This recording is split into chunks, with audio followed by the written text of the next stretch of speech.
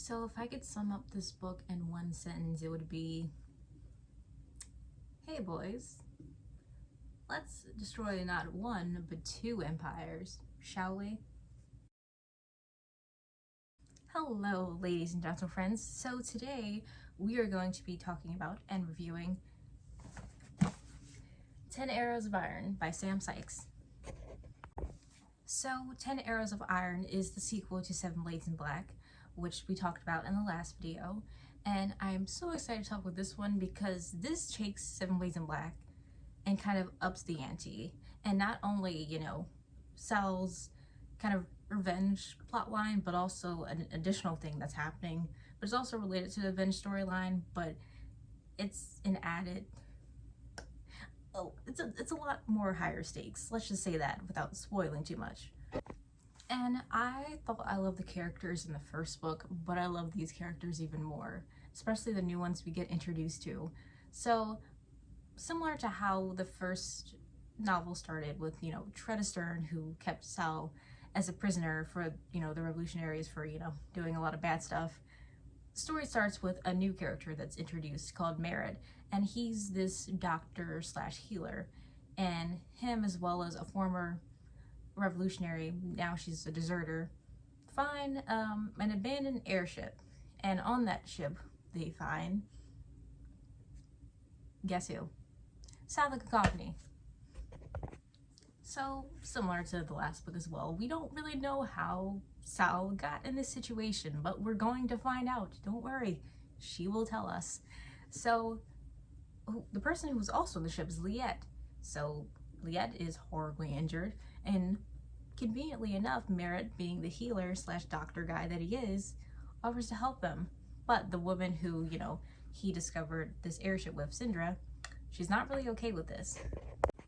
So as, you know, Merritt is working on healing Liette as well as Sal, Sal starts to tell Merritt, you know, how she got here, how she ended up in this very precarious situation once again. So the story starts with Sal kind of just minding her own business, you know, going over some of the new names in the list. So we mentioned some new characters, or at least characters that she's trying to get revenge on. And one of the main characters is Darish the Flint, who was also a former lover of Sal. She has a lot of exes that she wants to kill. That's the main point of this, is a lot of her exes are now, you know, she's now trying to kill them. That's the kind of the crux of the story. But, you know, as she's chilling, minding her own business, this guy named Jero comes up to her and is like, hey, you want revenge? I want revenge. Let's work on this together. So it turns out that Jero is working for none other than two lonely old men, aka the guy who created the town of Last Light, aka the guy whose town Sal kind of destroyed in the last book. Yeah, that guy. So this is the point where we go to this woman named Madame Fist, her home, which is kind of the base of these people's operation. And we meet none other than Lady Dimitrescu, I mean, Agne. That's who I meant to say. And yes, Agne is a very tall woman with a lot of charm and a lot of spunk. And she's apparently really strong too. So when Sal finally meets up with two lonely old men, who's the orchestrator of this whole operation, he kind of makes a deal with her. He's like, yeah, I know you destroyed my city, that's fine.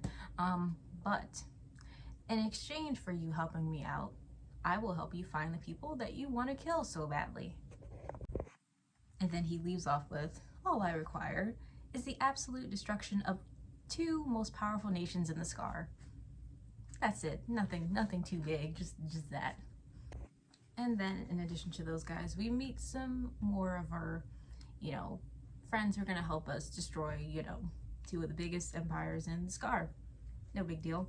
So we meet Tutang, who's like this kind of creature that's not human, that, you know, kind of ostracized in some way.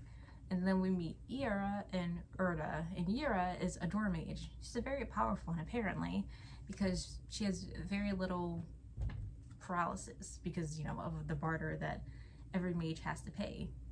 And by the way, Ira and Erda are also twins. They're very different from each other, but they're twins.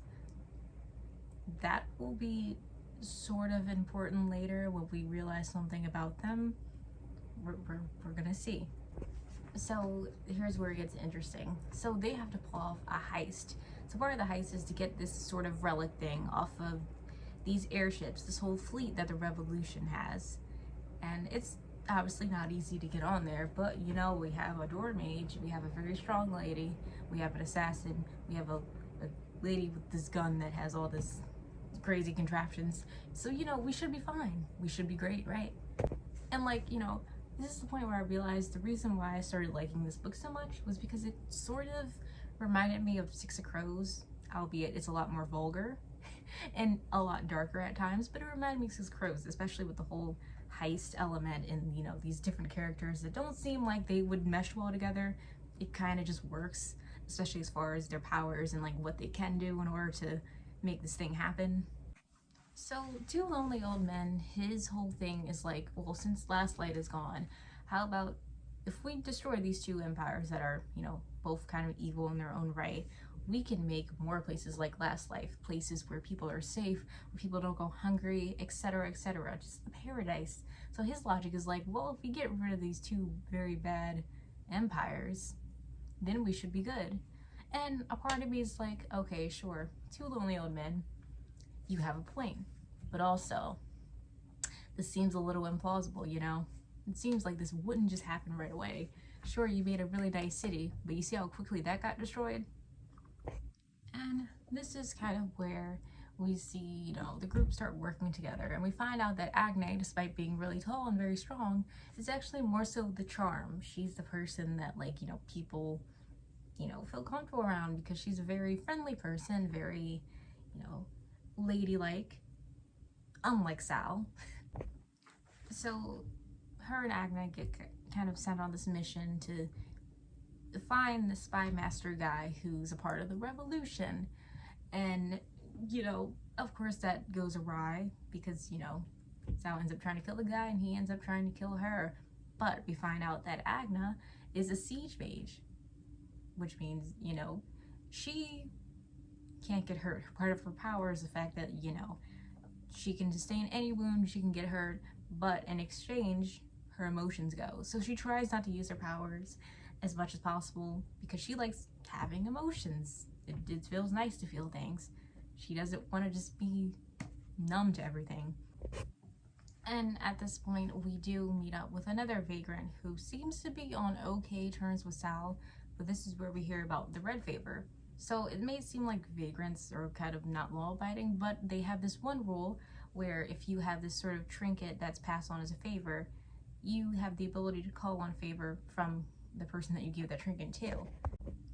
So when that favor is called in, you can't refuse it, or else people are going to hunt you down and then you're kind of fair game. So you have to kind of, you know, act upon that favor, whether it be a repayment, whether it be like, you know, having to assassinate someone for someone else. Like, you just have to do it.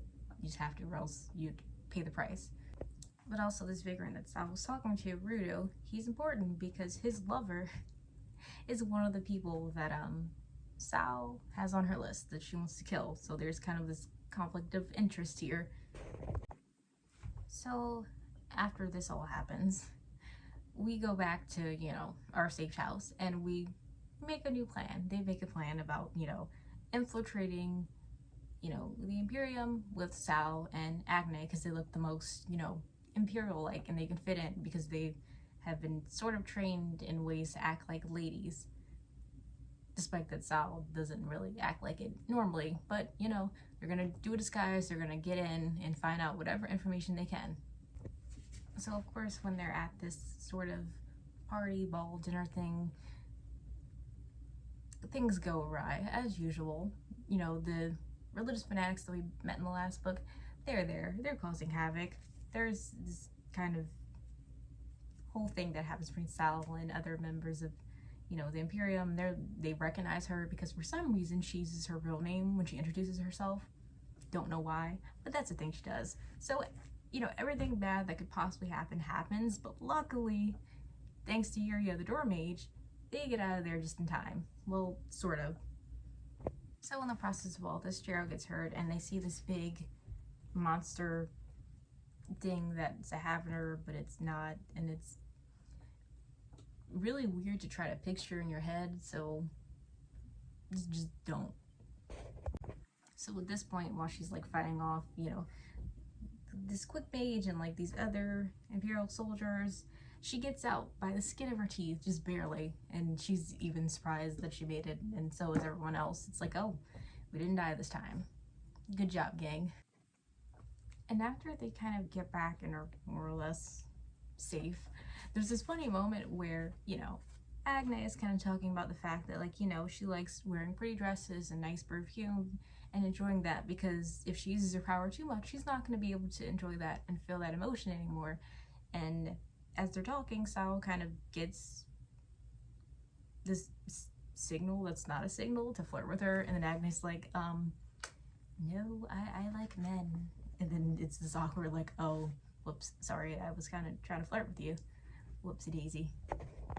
And after this occurs, two lonely old men kind of calls her to his office, and, you know, he kind of shows her a glimpse at what she could have if, you know, she participates in this big heist, and shows her Yugal the Omen, which is, you know, one of the people on her list. But as she's seeing this guy like in chains and suffering, she's kind of like, yikes, do I want to kill this guy? You know, he's kind of the lover of one of my friends. Do I really want to kill him? And, you know, and throughout this book, she does have like these moments of like, do I really have to kill him? Why am I going to kill him? You know, like these kind of, as much as she wants to have revenge, it's these moments like these where she's very hesitant, because she's like, is it worth it at the end of the day? Is it really worth it? And of course, the cacophony, who wants to kind of eat his soul, is like, yes, kill him, do it. We made a deal, remember? And, you know, he's pressuring her to do this, and she's kind of like, I don't know if I want to do this, bro.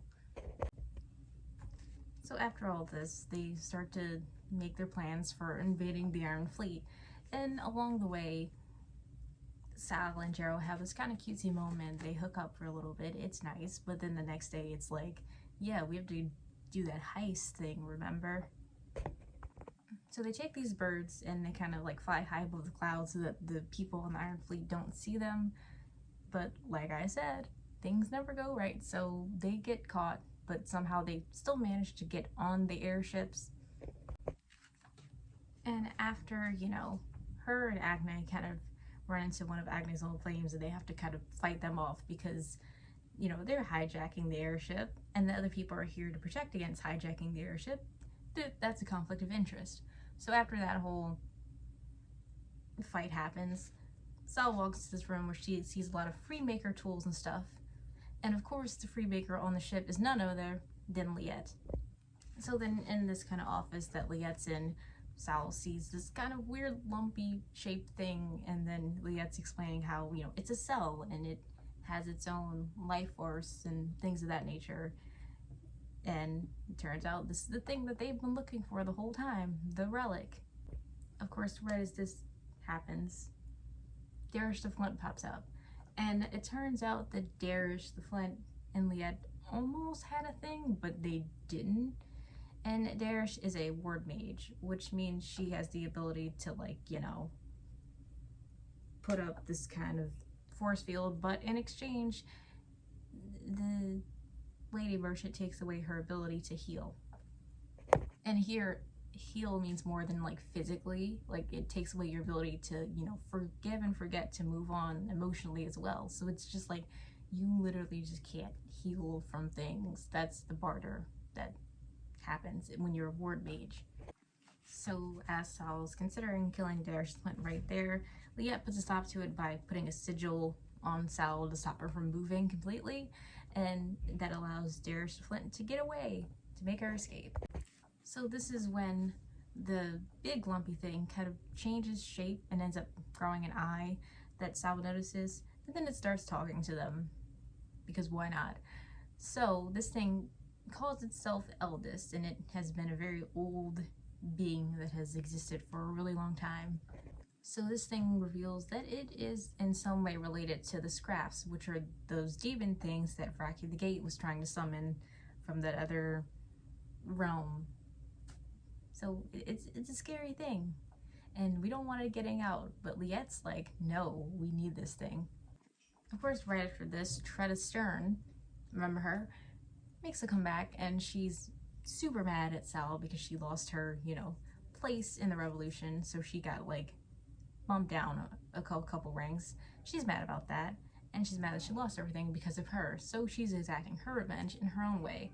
So Sal ends up being kind of locked up, but Jero comes back and kind of gets her out of this sucky situation, so she's free again. But like I said, things always go from bad to worse, so you can't expect anything good to happen after this. No.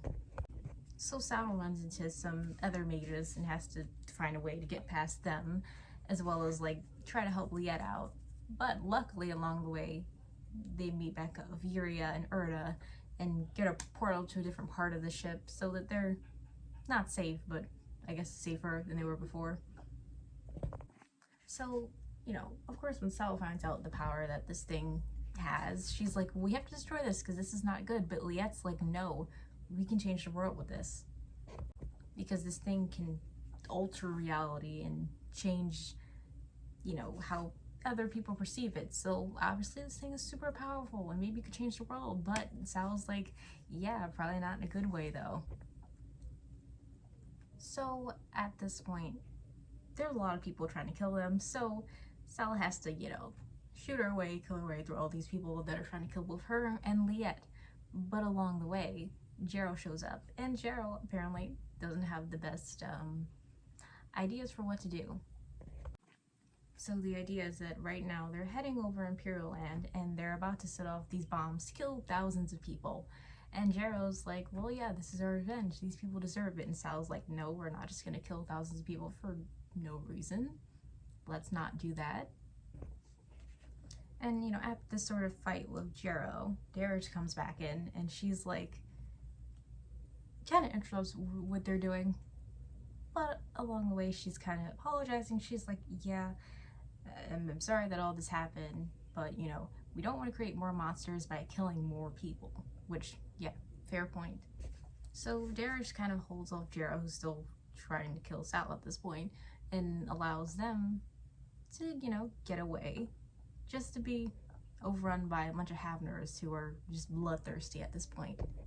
Oh yeah, and then the monster / effigy that like the Havners are worshipping is apparently the sibling of Eldest. Yeah, I don't know how these things are related, but somehow they just all are. They're like these weird monster things that are otherworldly, and they just all happen to be related. Just don't think about it too much, Oh yeah, but as this is all happening, Sal pretty much admits to Merritt that like, oh yeah, there's people coming to kill me, so we have to get everyone out of the town. So they manage to get everyone out of the small town out, but Merritt stays back because he has a change of heart, and he's like, I want my life to mean something. I want to be a hero, I want to do something for my life, even though like he's a healer, so he is helping people, but I guess he wants to be more heroic in how he helps people. But yeah, after all this happens, the revolutionaries do come to this town because they know Sal's there and they're here to wreak havoc as usual. But as all these revolutionaries are here, the paladins here shooting everything, Agnate comes back and she's like, hey Sal, long time no see, what's happening here? But Yuria and Erda kind of show up again, and they have this little cute reunion, and they're like, yeah, we're here to help you, obviously, we're still kind of in cahoots together, why wouldn't we? But with the help of her friend, she manages to get out of Little Barrow, out of the town, and at the end, when she, walks around for a little bit, she does see Tretta on the way, and Tretta kind of threatens her, and it's just like, I will kill you, Sal the Cacophony. One day I will kill you. And we're just like, okay, sure. Have fun with that, Tretta. But, about 2 hours outside of Little Barrow, two lonely old men is in this tent, and Sal kind of finds him just, like, listening to music all sad. And turns out, as they're, like, drinking together, talking, two lonely men poisons himself. So as he's dying, he kind of goes on this, like, not really evil villain monologue, but he's just like talking like, scars for people like us, and he's getting really like, real emo for a while. And then it kind of ends with him dying and like Sal going off on her own, and that's where 10 Arrows of Iron ends. So, admittedly, there was a lot going on in this book, especially towards the end. Like, one thing I will say is, like, there were a lot of things happening, and I've gotten to a point with, like, with these books, you know that, like, when one bad thing happens, it's like a domino effect, and other bad things are going to happen as a result. No one's going to be happy. That's what you get from this. But I do think at some points it was, like, a lot going on, especially once they got, you know, on the airship to the Iron Fleet. It was kind of just like, this thing happened, and this thing happened, and this character shows up, but then they leave, and then this other character shows up, and like it's a lot happening, and like me explaining it isn't that great. It's better if you read it for yourself, because like I said, it's a lot happening, but like if you're actually reading it, it makes sense, but you know, saying it out loud, it's just like, yeah, a lot of things happen, especially, you know, in the last quarter of the novel. It's a lot happening. There's a lot of moving parts, even more so than the first book. So I do think, because there's so many moving parts and it sort of is like this heist, but then there's a lot of obstacles in the way, you know, you kind of do have to pace yourself with this, especially towards the end, because there's a lot going on. And, you know, the way that the book ends, I was personally kind of unsure about like where it's headed now. I'm assuming we're still on our mission to take down these empires, but since Two Lonely Old Men is like dead now, it's kind of like, what are we gonna do now? You know, it kind of has this feeling of being like lost, because at least with, you know, Seven Ladies in Black, the way it ended, it's like, well, obviously she's gonna keep on with her list, but now it's like, what's Sal gonna do now? We do not know. And like I said, one of my favorite things about this book were the characters, and the fact that we meet new characters along the way that we kind of get sort of attached to. I liked Lady Dimitre I, Agna. She's a favorite of mine. And of course we see more of Liette, and you know, see more of like Sal and Liette, like their relationship dynamic and things of that nature, and sort of realize that Liette's sort of the celebrity among other freemakers. Like Erda's kind of like fangirling over her, just like, oh my god, you're 22 dead roses and a chip boss, which is Liette's like freemaker name. And you know, it has a lot of cute moments too. And we realize like a lot of things about Sal, and that she's starting to become unsure of her, you know, huge revenge mission. And of course, along the way, we run into a lot of moral dilemmas, and just dealing with the fact of like, hey, is it okay to do this if this is, you know, the end result? You know, the whole do the ends justify the means kind of argument that I think that Two Lonely Old Men was kind of arguing. But yeah, my prediction for the next book is that Merritt is probably going to have a bigger role in the next book. We'll probably see Tretta Stern again, and hopefully we'll see more hijinks and, you know, schemes with like the gang, and see like where this is headed. Possibly they're gonna try to overthrow these two empires, although that seems kind of difficult to do. But you know, we're gonna see. I think I kind of like where I left off, because it's, you know, there's a lot of directions where this can go, especially with Two Lonely Old Men kind of dead, and he was the one that kind of orchestrated this whole heist thing, and it kind of went off the rails at this point. So we get to see where this goes, and I'm excited for the next book. And just a little side note, like reading this, I realized that this would work pretty well as a video game. Like, you know how The Witcher is like, you know, a book series that was turned into a video game. Like, I really do think that this could be a pretty interesting like RPG game. I don't know, maybe that's just me. I just think it translates possibly well as a video game. Maybe. So that is my review and my general thoughts on 10 Arrows of Iron. I really enjoyed the book, and if you guys want to see more book-related content in the future, please like and subscribe. Bye!